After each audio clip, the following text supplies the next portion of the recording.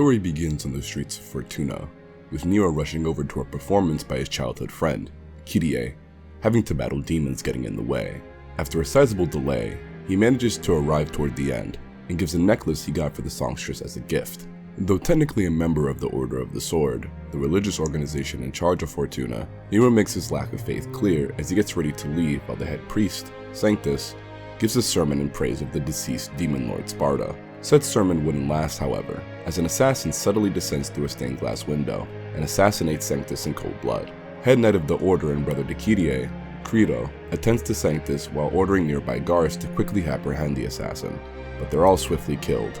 Seeing her brother in danger, Kyrie rushes to his defense but is quickly knocked down, now at the mercy of the killer.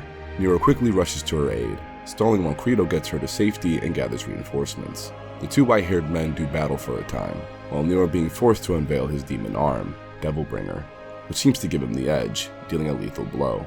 However, the killer appears unfazed, noting that he and Nero, and even the soldiers in the room, are all the same kind of being. Nero is taken aback by the now demonic form the soldiers have taken in death, shocked just long enough for the assassin to make a mocking escape. Following the battle, Credo returns and tasks Nero with capturing the villain, with his last known location being at Fortuna Castle. There wouldn't be time to rest, however, as the entire city appears to be beset by demons. Credo gathers Kyrie and nearby civilians to safety, while Nero fends off the demons with his new sword, Red Queen. Making his way through the overrun city, he finds himself in an abandoned rural area, with a large sentient demon bursting from a hellgate. After some pre-fight banter, Nero comes out on top, forcing the demon to retreat back into the gate after mentioning someone similar to our hero he met in the past. After making his way through a sudden blizzard, Nero encounters a mysterious new recruit to the Order named Gloria, who playfully dispatches a group of demons. Though a bit of a strange encounter, Nero refocuses on finding the assassin as he enters the castle. He soon locates another hellgate, where a large toad demon appears. After an easy win, Nero quickly deactivates the gate as a swarm of similar toads attempt to escape. Upon further investigation, Nero discovers an underground lab, noticing his arm reacting to the presence of a broken katana suspended in a chamber. A man who was expecting his arrival appears, the Order's secret chief alchemist, Agnes. He quickly reveals malicious intent, as he summons demon swordfish to kill Nero before he can inquire further, meanwhile blaming Credo for Nero's presence as he sent him after the assassin, named Dante. After Nero confronts the man directly, he explains that Sanctus desired the strength of the demons for global domination. Utilizing the strength of the contained katana, he created the Hellgates to summon demons, whose souls were then used to bind their strength to different creations and even people. Critically injuring Nero, he orders his execution using Angelo's suits of armor so that he can take Nero's arm for study. With a desperate desire for power, Nero restores the sword and gains a devil-triggered transformation, forcing Agnes to retreat using his own devil form. The sword is absorbed into the Devilbringer, and Nero makes his way to Order headquarters to question Credo about what Agnes alleged. Though he briefly encounters Dante on his way through a forest, Nero's focus is still centered on getting answers. With another demon being sent back into a hellgate, he makes his way to headquarters, where Credo awaits. He immediately attacks Nero, confirming the existence of the Devilbringer, and reveals his own false angel transformation, with orders to capture Nero. Thus a fight breaks out. With Credo defeated, Kyrie appears and initially misunderstands the situation, seeing Nero as an assailant with strange powers. Agnes uses the opportunity to take her hostage under the newly revived Sanctus's orders, goading Nero into pursuing him further into headquarters. Outraged, Credo ignores his orders and leaves Nero to learn the truth of the matter. After confronting and defeating Agnes in battle, Sanctus appears in armor and commands him to retreat, taking Kyrie away himself, much to Nero's dismay. Pressing on, Dante makes another appearance, intending to reclaim the Yamato, the katana inside of Nero's arm, and once belonged to his now dead brother. It serves as a means of connecting or separating the human world from the demon world. He goads Nero into a fight and soundly defeats him. When Nero states his need for the sword, Dante lets him keep it, with the initial fight serving as a means of calming Nero down.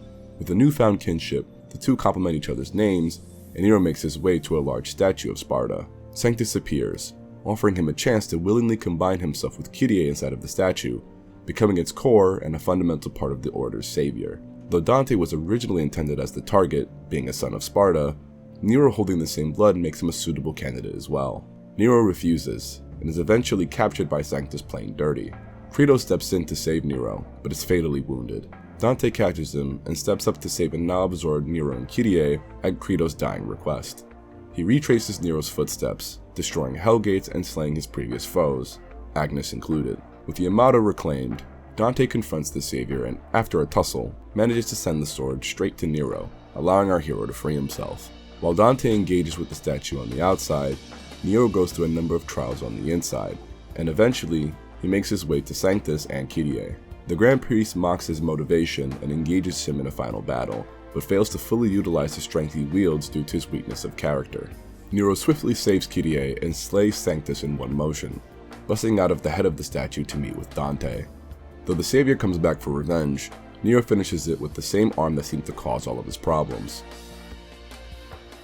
With the battle over, Dante goes to leave, entrusting Nero with his brother's sword as a sign of good faith. That leaves Nero to make things official with Kyrie, though finishing off some demon stragglers comes first.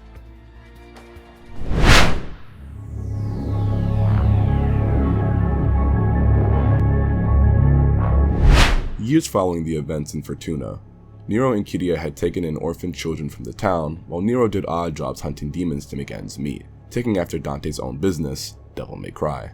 With the assistance of one Nicoletta Goldstein, daughter of Agnes and expert weaponsmith, the two would create a mobile branch of the demon hunting service, using a rundown RV to save money.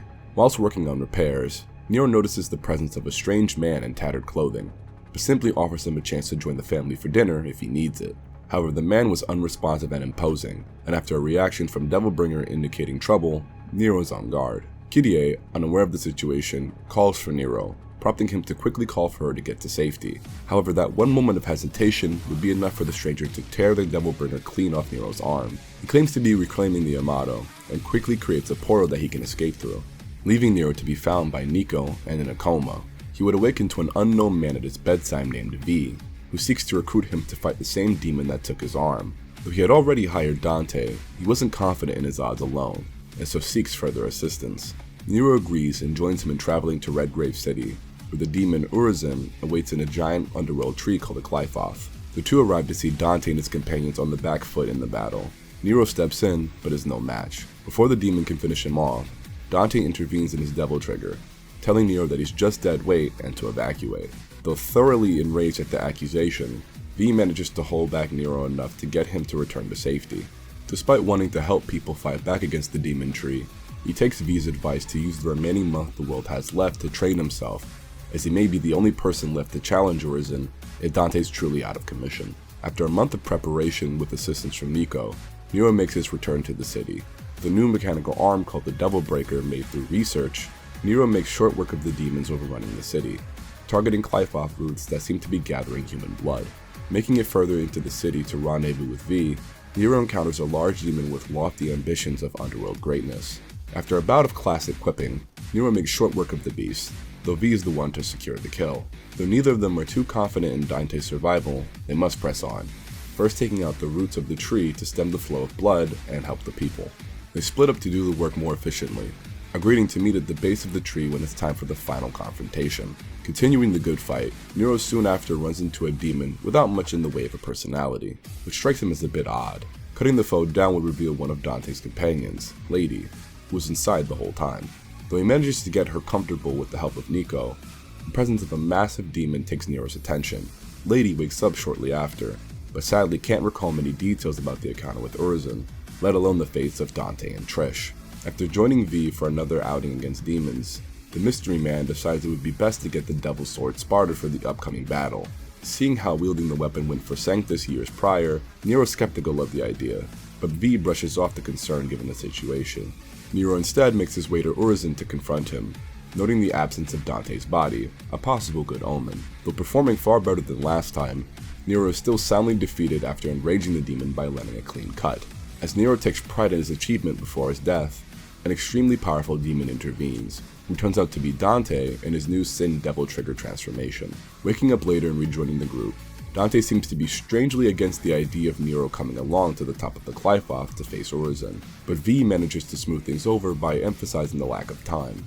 Dante agrees on the condition that they all split up on different paths to the top, possibly as a means of keeping Nero out of the fight by reaching Urizen first. Along the way, Nero spots a demon pursuing V and steps in to defend him. By the end of it, V has a notable amount of damage, but instead of battle wounds, it seems to be an unnatural deterioration of his body. He expresses an urgent desire to see Urizen as his final request, and Nero obliges.